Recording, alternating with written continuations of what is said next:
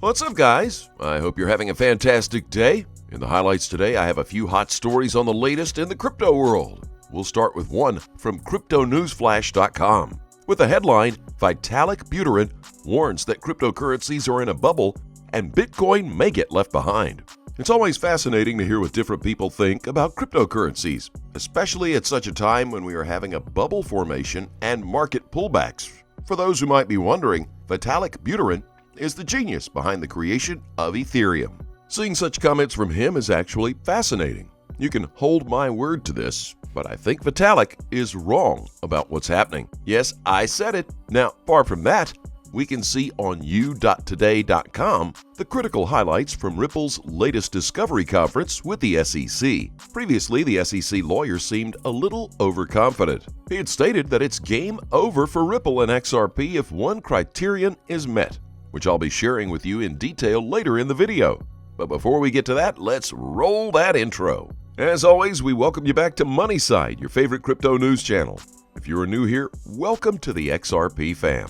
Hit that subscribe button and turn on notifications so you get notified when we post our daily crypto updates. Now back to the first story of the day. We can see Vitalik Buterin is talking about Bitcoin and cryptocurrencies getting left behind. Buterin is not worried by the cryptocurrency market's current state while taking a dig at Bitcoin. In fact, Vitalik, in an interview with CNN, discussed that cryptos are currently in a bubble, and when the bubble finally bursts is uncertain and could possibly be months away. We would agree that we are forming a bubble, and as much as such bubbles have occurred in the past, this one would be pretty unique if altcoins fail to go off.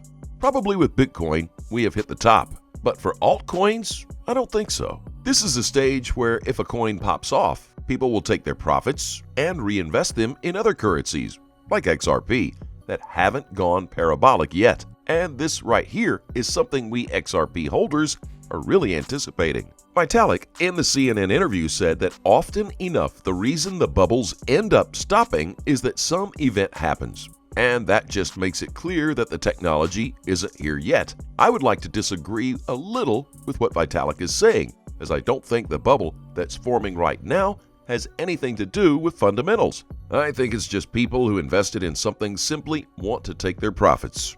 And when that happens, stop losses set off, and the graphs cascade down, freaking more people out who start pulling their money. But this is just how markets work. What we are experiencing here is the same thing at play.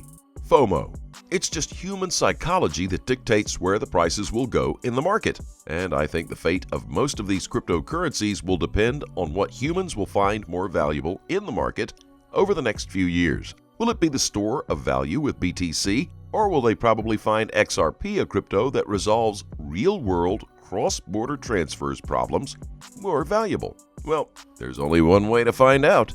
Jorge Tinero, a senior trial attorney at the U.S. SEC, hosted an affirmative telephonic conference on May 21st with Magistrate Sarah Netburn. Jorge argued that Ripple's lawyers had told the company that XRP could be both a security and a currency at the same time. Jorge said they were sophisticated players. They hired at least 12 law firms. Ripple's supposed confusion has to be tested against what it was actually being told. Now, this is quite important, as what's at play here is, can the SEC get its hands on opinion letters from the SEC lawyers covering topics on whether XRP is a security or a currency dating back to 2012? That's what's very crucial here, guys, as well as the Ripple's fair notice defense. That in itself is a strong defense that should be in question here. Ripple has every right to ask why the SEC didn't let them know that they are selling securities before selling more than $1.3 billion worth of XRP. Moving on, we can see that, as reported by u.today.com, the SEC is trying to compel Ripple to produce legal advice it was able to obtain from the lawyers regarding the status of XRP.